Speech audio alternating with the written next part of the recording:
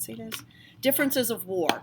And one of, again, the importance about this differences of war on the bottom of page 4, right? We're on the bottom of page 4, differences in war. We talked about Indians fighting guerrilla style. And when we say guerrilla, it's not like Guerrillas of the Mist. It's guerrilla warfare, where we understand that our forces are way too small to attack you in a forward position. We're going to attack you from behind. We're going to attack you from the side. We're going to attack and run. We're going to destroy your supply lines.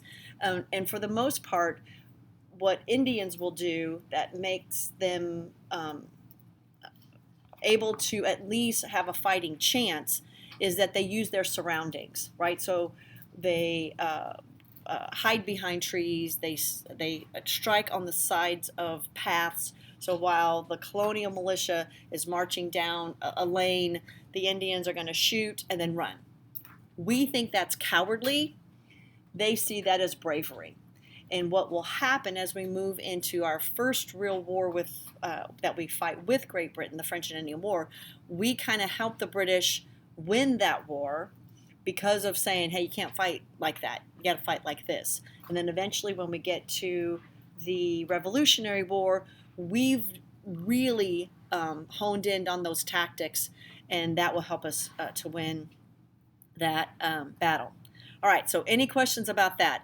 Everything on page 4 is really important. It sets up the dynamic between, for the most part, English settlers and American Indians. And hopefully, you know, it's not turning out well. It's not turning out well for Indians whatsoever. Oh, this is where I was ending yesterday that I knew I needed to go back to. So on page 4, number 5, where did I put? Anyway, somewhere on there, I can't see where I have it. That Europeans pitted different tribes against each other.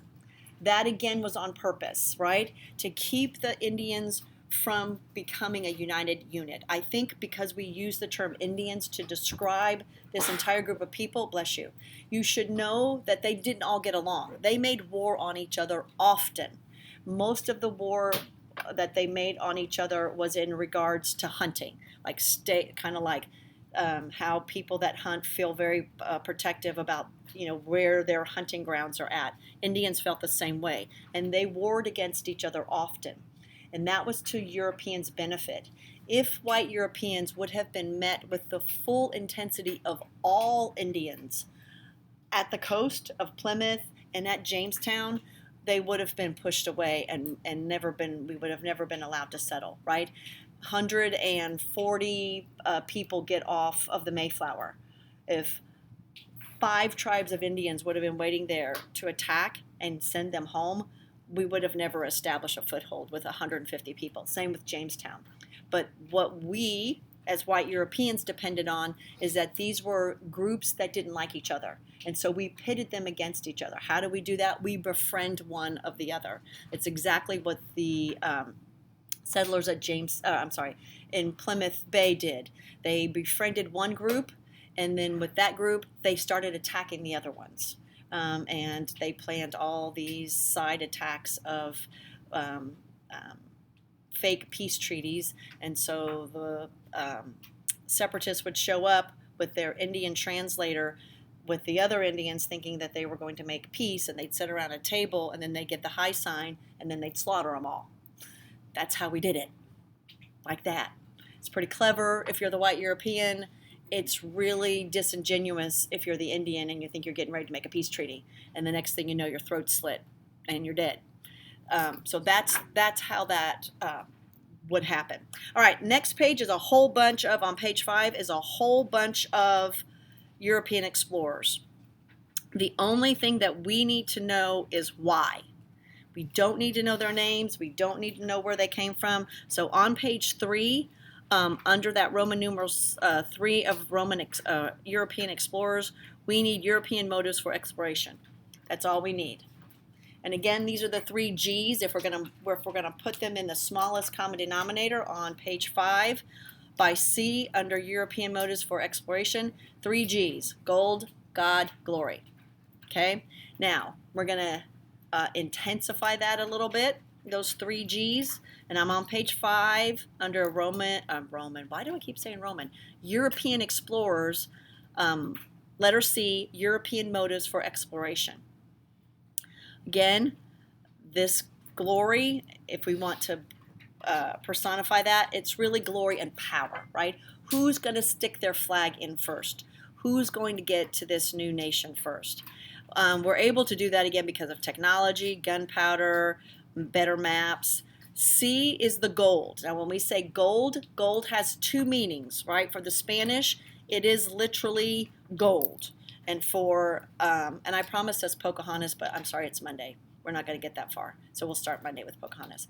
The gold literally, honestly, is digging gold out of the ground, right? That's what Jamestown is looking for. That's what the Spanish are looking for. But gold also is going to lead to this Columbian exchange and this expansion of a commercial revolution. We're going to get all these new products out of this as a result. So when we say gold, as those simple 3 Gs, it is really a nugget of gold, but it's also gold as in money, right? This idea of economic prosperity. And these markets, again, will open up. And then number 4 is Christianizing people.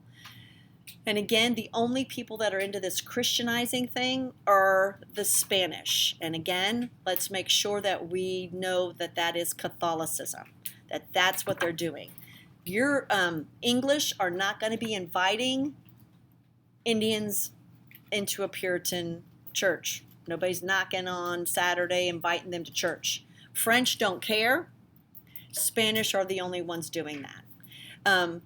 Much like, did you guys still build cabins, 4th grade Indiana history? Okay, so when kids take California history and any of that history of the Southwest, instead of log cabins, they build missions.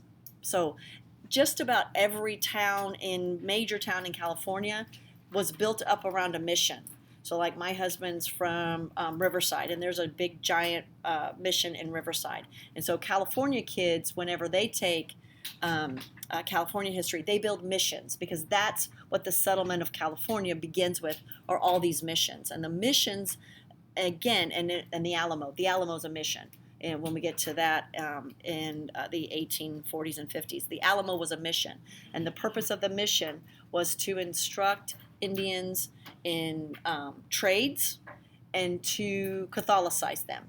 And they were fairly successful, because if we look at the religion of Mexico, which is where most of those Spanish priests dominated, they're Catholic, all of Central America. And actually all of Central America and South America to the tip of South America is Catholic, 99.99999% Catholic. When Pope Benedict, I think it was Benedict, but all of the popes have these big rallies on what's called Catholic Youth Day. And one of the popes went to Mexico City, and Youth Day is really youth, young people. That's all that are allowed to come. The Pope drew over 100,000 people, 100,000 people to come and see a Pope. So the Spanish were very successful in their mission to Catholicize this part of the world. And the difference, again, being is that group of people are still very devout Catholics, right? Like when we talk about countries like France, if you ask people in France on the side of the street, hey, what religion are you? Hey, I'm Catholic. Do you go to church? Well, no, nobody goes to church. I'm just Catholic. And it's like saying, what color are your eyes? My eyes are brown. What are you? I'm Catholic. It's a different type in this area that we're talking about. And it will also, again, set up, because of our border connections, that anti-Catholicism that will feature as we move through our young nation when we finally become our own country. You can look at all the things down at the bottom. It goes all the way back to India. It looks at Christopher Columbus. On page 6, the Treaty of Tordesillas. We don't need to know that. We got Cortez, Pizarro. Let's look on page 7.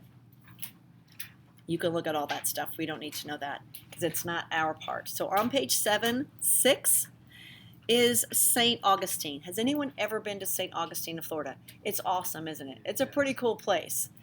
St. Augustine, and this is the thing I was talking about with Rocco in this course. Things will make so much more sense to you. So now he was the only one that had seen the movie. What's it called again? The Revenant. That is an awesome movie. It's old. You should be. Have you seen it too, Morgan? Go back and watch it now that we talked about fur trappers, rendezvous, French people. It'll all make much more sense. It's a great movie. It's a hard movie for me to watch because it's a movie of survival, and those movies just exhaust me at the end because I'm tense and I'm breathing heavy like he's getting. But the places like St. Augustine, and I'm sure when you visited, it told you it was the oldest settlement and all this, but it makes much more sense after you have had this course to think about those places. So here's going to be the confusion. St. Augustine, oldest European settlement in modern day U.S. It is the oldest. It is a fort established by the Spanish. However, when we or you are asked about the oldest settlement in North America, it's always Jamestown. And why is that? Because who wins? The English, right? So St. Augustine holds that historical event that we are the oldest city in the United States of America. But because Spanish don't end up dominating this part, we give that to Jamestown because Jamestown doesn't come until 1607, way long after St. Augustine. If you are ever down in that area of Florida and you have any pull on your parents about stopping by St. Augustine, you should do that. It's a really cool place. It's awesome. And then I also want to draw attention to, on page 7, that underlined black legend. For whatever reason, College Board likes asking you, of all this stuff that we talked about so far, they really like this black legend thing. Okay, so black legend, false view advanced by Protestants that Spain killed for Christ and enslaved Indians. Because guess what? Everybody did, Catholics and Protestants. What we need to make sure that we understand, and we'll kind of get this in our next couple of pages, is that North America becomes a religious battleground. Spain colonizing for Catholicism, England colonizing for Protestantism. It becomes a secondary battleground for Spain and Great Britain. Protestant Great Britain, Catholic Spain. And both are trying to push their religious views on the groups of people there. So, why? Small part of that why is why people are missionaries today. They have a very strong religious calling, and their religion calls on them to spread their faith. People honestly work on that every single day and feel a great calling by whatever religion that they feel, and go across the world to do that. And that's a small group, it's a group of people that do that throughout the world. Unfortunately, historically speaking, we don't care about those people, right? Because they're doing good stuff. The other people that we care about is, why would you push your religion on someone else? And the end product is paying tithes. You got to pay money. If you're in the Catholic Church, you're paying a tithe. If you're in the Church of England, which will again be the Congregational Church, you're paying a tithe. You're tithing. And let me make sure, for those of us that haven't had this kind of religious talk before, tithing in this time period is a tax. If you don't pay it, there's a knock on your door Monday morning. Hey, you didn't put your money in. It's a tax. It's not a voluntary contribution. It is a requirement that you pay that. When we get to Salem and Plymouth, the reverend of the church gets everything done for him. People cut wood for him, people feed him, people pay his, and he is, for the most part, the wealthiest person in this village. And so that, again, is important to attract these people. All right. Now we're going to look at the French. That was what the Spanish were doing. The French, at the bottom of page 7, we're not really going to look at anything, but I just like to draw attention to names. If we look at explorers like Cadillac, if you know cars, there used to be a car named LaSalle. We don't come up with these names, and we're getting ready in a couple of weeks to have Pontiac's Rebellion. So these are all, see how you know all these names? And then this is what you do. You're driving down the road, and you can just pop out all this knowledge. Hey, look at that Pontiac. Do you know about Pontiac's Rebellion, Mom? Let me tell you about Pontiac's Rebellion. Throw out your knowledge, people. Throw it out. Again, page 7, at the bottom, French established posts in the Mississippi region, and those posts are trading posts. Please make sure you write trading post. For those of you that think military and you think that's an army post, it's a trading post. And the most important one is New Orleans. Highlight, underline, draw a thing to New Orleans. Why is New Orleans so important geographically? It's at the bottom of what river? Mississippi. It flows into Gulf of Mexico, and the Gulf of Mexico flows into the Atlantic Ocean. So whoever controls the port of New Orleans controls the Mississippi out and trade out from the Gulf of Mexico into the Atlantic Ocean. New Orleans is incredibly important. When Thomas Jefferson sends his operatives to France to get eventually what will be the Louisiana Purchase, all we wanted was New Orleans. We just want New Orleans.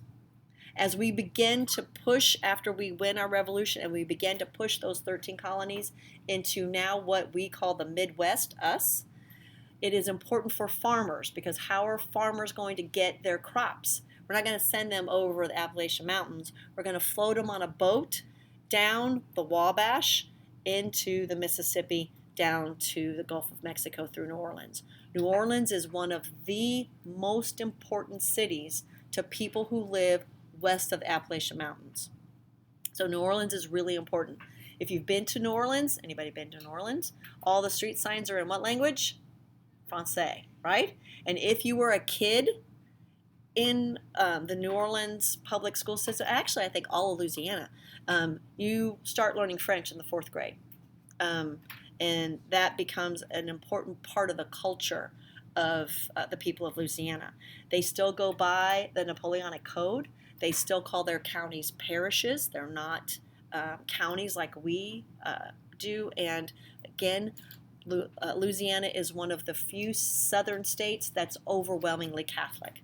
So like when my mother-in-law came, when we lived in Pascagoula, Mississippi, and came to visit for her long month stays, I got to find a church for her. We had to drive all the way into Louisiana, not that it was far. We just had to go to Slidell to find a church for her, which she didn't like it. He said it too fast, so we had to find another one. She's like, I didn't even go to Mass. He said it's so fast, except I say it like that, but she had a Detroit accent, so I'm not so good at the Detroit accent. But it's one of the few southern states, besides, I should say Texas. Texas thinks they're southern, but they're not. But anyway, I can say that because that's where my dad's from. My dad got me in all kinds of trouble about Texas. Does anybody know anybody from Texas? Oh, are they annoying the most? Aren't they? I'm just saying it because it's my dad. They're annoying people, because what is better than Texas? Nothing. Yeah. So in 5th grade, in geography, what's the largest state? Texas. Is it? No, it's Alaska. But my dad told me. And so how many questions did I get wrong on my geography test? 1. Do you think I was happy with that? Because I didn't like things. I know that might surprise you. I didn't like getting -1 on my test. Dad, my teacher said it's Alaska. Your teacher's wrong. Okay. Okay. But all my dad's family is from up and around the Houston area. That's where they all live. And then, as you well know, all my mom's family is North Carolina. So again, my southern one I can talk about. Now, my Texas family is not white cracker trash. They're junior league Texaco people, so they're not white cracker trash. But I'm overwhelmingly, I think, made up of moon pies and RC colas with peanuts in them, white cracker trash. So New Orleans is important. Holding on to New Orleans, again, it's why that city is important to hold on to. And why, as we become a country, we want this. On the top of page 8, we get to the most important part of this, because again, history is recorded by winners, and this will be England. And at the top, please make sure you understand that hidden little teeny tiny title, England's Search for an Empire. England gets into this age of exploration last. They got a whole lot of stuff happening in their own country. So Spain's already taken everything. France has already gotten everything. So England is like, whoo, wait, we need an empire. So on the top of page 8, make sure, even though that title's little, this is what this is about. England wants an empire. So major causes leading to the British colonial impulse. Finally make peace. We're at peace with Spain. So there's no war happening in the Atlantic Ocean, right? It's really hard to cross an ocean in a ship when there's war, because at this point, most of the warfare is occurring on the ocean, controlling the Atlantic. That's really important when you want to move goods across an ocean, that you can do that safely. You don't want to send a Spanish ship full of bullion across, and that's bullion like gold, not bullion like cubes of chicken, to move it across the ocean if there's a fear that someone might attack it. What England has done is given pirates open call on all of these, and now we've stopped that. So we're done with the pirates. It's done. It's over, and we're moving forward. A3 is really important. Unemployment. Lots of things are happening in England. Lots of political change. Lots of freedoms are happening in England. And so, again, we are ready to move that away. Also, look at A4. This is what we're going to look at on Monday. Joint stock companies. Because England is built on capitalism, all the other countries are mercantilist, and guess, my AP Euro people, you still have to know about mercantilism. Yeah. Even though you thought you would never hear that word again, it's coming. A joint stock company is just like a regular company you buy stocks in. So Jamestown, when we get to that, it's a joint stock company. People bought shares into the Virginia company, and they expected a profit, which was why Governor Berkeley was going bat crap crazy trying to find gold, because he needed to show a profit. It's just like buying shares in Disney. I buy my share. Does anybody have shares in Disney? They're cute. They're little mouse ears. Get little mouse ear shares. And that means I own part of Disney. One stock. I don't own anything. We actually have 4, one for each of us, because it's cute little Disney ears. I have 1 stock of Disney, which is not worth anything, but it's cute. And I get a dividend. I don't get anything. It's nothing, because I just got to have 1 stock. But these are the people that expect to be repaid as a profit. A joint stock company. That word is really, really important. Joint stock company. Jamestown, founded for profit. That is why Berkeley goes crazy. Because do they find gold? No. So now they have to come up with a different kind of profit. And they do. But we'll figure that out. And then I do have the Spanish Armada highlighted. You just need to know defeat Spain. It's why Britain, most importantly, stays Protestant, right? It's why Great Britain stays Protestant. And then on number 6, England tries 2 other times before Jamestown to settle. The only one they usually ever ask about is Roanoke. Does anybody ever go to the Outer Banks in North Carolina? Okay, Outer Banks is awesome. North Carolina, again, I think I explained that. North Carolina is, did I explain that to you or my second hour? Okay. The coast of North Carolina, their continental shelf is really far. If you've ever been to any beach in North Carolina, you probably don't go, especially if you want to do stuff in the water, if you waterboard or surf or any of that, because you can't. Because if this is Wilmington Beach, if I'm standing on the beach here and I start walking into the water right there, I could probably walk almost to the Casey's and only be up to my chest. It has a very high continental shelf. That's why there are no bases across North Carolina. They're all down in Charleston, and it's why. Have I told you guys this? Okay, it's my second hour. Okay, because they're doing a project on this. Okay, so, but it also makes it easy to reach. So the Outer Banks are barrier islands along the coast, and it's where Cape Hatteras is.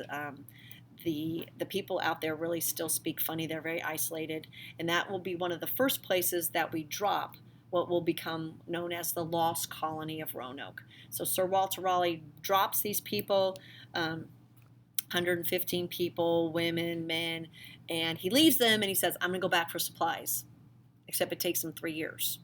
And by the time he comes back, they're all gone. Don't know where they are, and mysteriously all gone. The only thing they find carved is this CRO into a tree. Virginia Dare is born there. She's first child born in North America. They name her Virginia for the Virgin Queen Elizabeth. In North Carolina, there's Dare stuff all over the place. Dare County, Dare this, and it's DARE. And they've disappeared, and we didn't know where they were. And so they have on the Outer Banks this big outdoor play called the Lost Colony. Thanks to science, we do know where they ended up. They ended up with a big group of Indians called the Lumbee Indians in Lumberton, North Carolina. Their DNA is all scattered in and amongst them. What we don't know is how they got there. Did they willingly go? Were they captive? Did they kill all the men and just take the women and children? That part we don't know. I also hope that, again, in this discussion of Indians, that you understand that almost all Indians in North America started on the coasts. We typically, I think when we think of Indians, like the first thing that you think about is Apaches riding horses, shooting arrows, fighting the cavalry in the middle. All Indians, for the most part, except like our mound builders and all that. But the Indians that we think about, all on the coast. And what happens is they all get pushed into the interior. They're all going to be pushed. Cherokee Indians, all on the coast. And we just keep pushing and pushing and pushing. So, the bottom of page 8, result of contact, is really simple. Number 1, for Native Americans, we can sum that up in 3 words: death and genocide. They die, and genocide. Genocide is a targeted extermination of a group of people for a specific reason. So genocide is, we hate this group of people and we're going to kill them. 90% of the Native American population dies. 90%.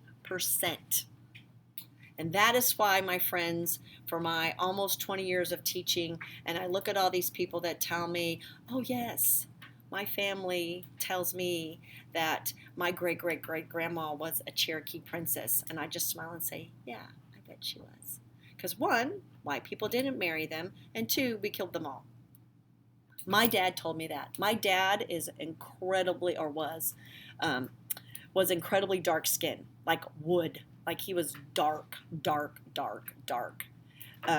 that used to be, and we're from Texas, so that used to be, like we had a Apache princess as a great-great-grandma.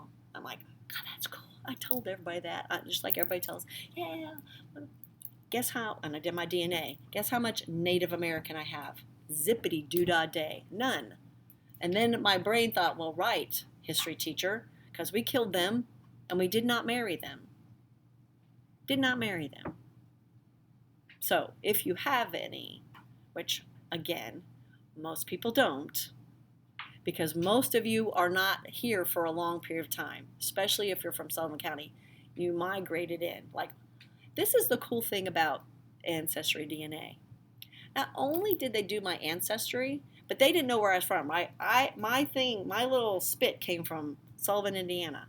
When they told me where my family first started, coastal North Carolina. Amazing science. I don't like science, I don't, but it's amazing. Amazing. Coastal North Carolina. This is where your roots are. I'm like, okay, and that's again. I didn't get hardly any of my Texas stuff. My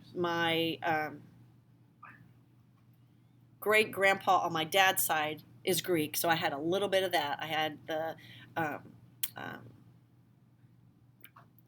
what's that peninsula? Oh, good grief! The peninsula where Greece is at, and I cannot think of it. What? No, that's Spain. I'll think of it. So I have a little bit of that, but most all of it is what probably everybody in this room is the same. Anyway, that's my pause to tell you that we are now at the end, and then tomorrow or Friday we'll start our next page. Questions, anybody? What? Is joint stock the same as what? Yes. Yeah.